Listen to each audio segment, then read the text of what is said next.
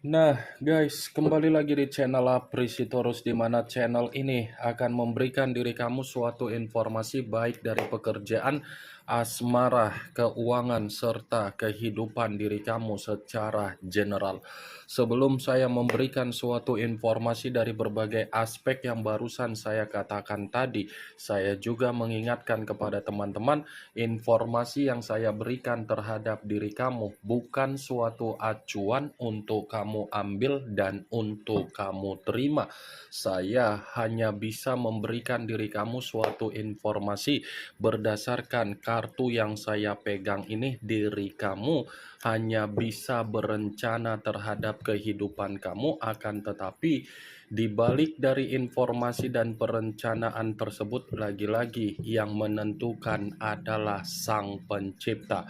Sebelum saya mengambil satu persatu kartu yang saya pegang ini secara acak, saya juga mengingatkan kepada teman-teman, apabila ketemu dengan channel saya, agar menekan tombol subscribe-nya dan menyalakan loncengnya supaya next video saya lebih semangat untuk memberikan suatu informasi baik terhadap kondisi energi kamu, manusia yang selama ini kamu prioritaskan, serta pihak ketiganya. Oke Wak Geng, kali ini saya ingin mengambil satu judul, tetapi judul ini masih ada kaitannya terhadap manusia tersebut. Judul yang ingin saya ambil, ketika dia tidak ada komunikasi terhadap diri kamu, apakah keadaan tersebut memberikan suatu reaksi yang dimana dia menerima keadaan yang begitu sangat menyakitkan? Apakah kartu yang akan saya ambil nanti akan memberikan suatu gambaran yang bersifat positif, atau memang justru kebalikannya? Kita langsung saja. Saya akan mengambil beberapa kartu, di mana kartu yang akan saya ambil nanti bisa saja bersifat resonate, bisa saja tidak bersifat resonate. Semuanya saya kembalikan terhadap pola pemikiran kamu, semuanya saya kembalikan terhadap situasi energi yang kamu miliki untuk saat ini.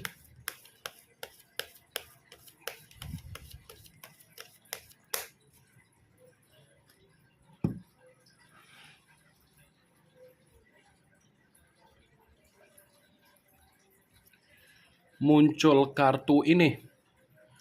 Sekali lagi saya mengatakan, muncul kartu yang saya pegang ini, di mana kemunculan kartu yang saya pegang ini seperti memberikan suatu isyarat atau gambaran, tetapi gambaran tersebut masih saja ada kaitannya terhadap diri kamu.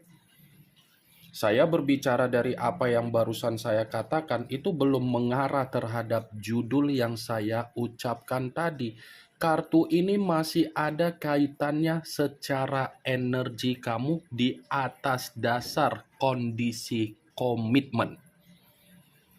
Saya yakin dan saya percaya komitmen yang selama ini kamu bangun memang ada pondasi, memang ada situasi yang dimana kamu merasakan sesuatu hal yang bisa kamu berikan kondisi ketenangan. Tetapi pondasi yang kamu miliki di dalam komitmen tersebut itu bukan pondasi yang dimana kamu menerima suatu bentuk peluang agar kamu bisa dihargai. Pondasi itu memang masih ada di dalam komitmen ketika kamu bersama dengan manusia itu. Tetapi pondasi itu bukan mencerminkan diri kamu seperti seseorang yang dianggap. Kamu hanya orang asing di dalam pondasi komitmen tersebut. Komitmen itu hanya sekedar formalitas. Kamunya sendiri yang terlalu memiliki sifat yang begitu sangat obsesi agar komitmen itu bisa kamu banggakan atau kamu jalankan atau kamu jaga. Kalau memang komitmen itu memberikan diri kamu suatu feedback yang sesuai dengan apa yang menjadi obsesi kamu, kenapa orang yang meninggalkan diri kamu memiliki kebiasaan yang suka tebar-tebar pesona? Kenapa, Wak Geng? Hah? Sekedar ingin bertanya, kalau memang feedback yang kamu dapatkan sesuai dengan obsesi kamu yang selama ini kamu pikirkan bahwasannya komitmen kamu itu adalah komitmen yang dipertemukan dengan seseorang yang bisa mengayomi kamu, kenapa manusia itu tidak cukup satu komitmen? Suka tebar-tebar pesona, berpenampilan seperti orang yang menter, berpenampilan seperti orang yang parlente. Berarti posisi komitmen kamu hanya menganggap diri kamu sebagai orang asing, bukan sebagai seseorang yang bisa membuat diri kamu merasa tenang. Kartu pertama yang saya pegang ini adalah kartu cawan, yang dimana cawan tersebut pangeran atau prajurit yang memegang satu cawan. Cawan yang dipegang itulah yang saya katakan perihal komitmen kamu. Maaf kalau saya berbicara seperti itu. Bukan dalam arti saya ingin menyinggung perasaan kamu, tetapi realita yang berbicara terhadap diri kamu, komitmen kamu, bukan hanya diri kamu saja, tetapi ada orang lain yang dia jalankan terhadap kesenangan dia. Kalau saya mencoba untuk menarik dari kata cawan kembali, cawan yang saya tarik kembali tersebut itu pun seperti membenarkan judul yang saya ucapkan tadi. Kenapa? Karena bisa saja ketika posisi kamu tidak berkomunikasi terhadap manusia tersebut, komunikasi yang kamu lakukan agar kamu menghambat situasi tersebut, itu malah justru memberikan manusia itu suatu keadaan yang dimana diri dia benar-benar menyesali dari sifat atau karakter yang dia miliki. Karena secara tidak langsung ketika kamu mengetahui apa yang menjadi karakter dia yang suka tebar-tebar pesona, suka berpenampilan seperti orang menter, suka berpenampilan seperti orang parlente, itu membuat diri kamu merasa ilfil, itu membuat diri kamu merasa seperti tidak untuk berkomunikasi. Jadi komunikasi yang sudah tidak ada, yang dimana dia memblokir kamu atau kamu memblokir dia, nyatanya bukan diri kamu yang merasa sangat menderita, tetapi dia yang merasa sangat menderita. Penderitaan yang saya katakan ini karena dia sadar ketika dia bersama dengan diri kamu, kamu sudah memberikan suatu bentuk perubahan yang begitu sangat nyata di dalam kondisi kehidupan dia. Contohnya seperti apa? Bisa saja kamu memberikan diri dia kemurnian secara kehidupan, kemakmuran secara materi, kesejahteraan secara kebutuhan, pemikiran yang berkualitas untuk mengayomi dia. Jadi ketika tidak ada komunikasi, baik dia yang melakukan hal tersebut atau baik kamu yang melakukan hal tersebut, itu secara tidak langsung membuat diri dia merasa gelisah, membuat diri dia merasa ketakutan, membuat diri dia merasa kehidupan dia stuck dalam posisi kehilangan arah. Muncul kartu Page of Wands, kartu tongkat yang keluar, tetapi kalau seandainya saya mencoba untuk menarik dari kata tongkat, tongkat yang saya tarik ini pun lagi-lagi membenarkan apa yang menjadi judul yang saya katakan tadi. Kenapa saya mengatakan membenarkan? Ketika sudah tidak ada komunikasi, baru manusia tersebut menyadari, baru manusia itu ingin menoleh terhadap diri kamu. Padahal diri dia yang melakukan komunikasi tersebut untuk dia hentikan. Bisa saja, Wak Geng, seperti giliran diri dia yang menggebu-gebu untuk mencoba berkomunikasi terhadap diri kamu. Atau mungkin baru-baru ini dia mencoba untuk berkomunikasi terhadap diri kamu, tetapi diri kamu tidak merespon. Ini pace of once. Seperti apa ya? Baru menyesal bahwasannya diri dia masih ada koneksi terhadap diri kamu, baru menyesal bahwasannya diri dia sudah melakukan kesalahan terhadap diri kamu. Jadi, ketika tidak ada komunikasi, itu justru menitik beratkan bahwasannya diri dialah yang merasa terbebani, bukan diri kamu. Muncul kartu The Temperance. Unsur api berlambangkan 3 zodiak, Aries, Leo, dan Sagittarius. Kalau seandainya saya mencoba untuk mengesampingkan ketiga zodiak yang barusan saya katakan tadi, keluarnya kartu The Temperance, ini lagi-lagi membenarkan apa yang menjadi judul saya tadi. Kenapa? Ketika tidak ada komunikasi, ini orang seperti memiliki koneksi untuk rukun terhadap diri kamu. Dia ingin berdamai, dia ingin rukun, tetapi tindakan dia untuk rukun, untuk berdamai terhadap diri kamu, bukan berarti dia tidak ada rasa ketakutan. Ada rasa ketakutan, di mana rasa ketakutan ini seperti mencoba untuk mengakui bahwasannya dia yang salah. Ya wajar kesalahan itu untuk dia akuin.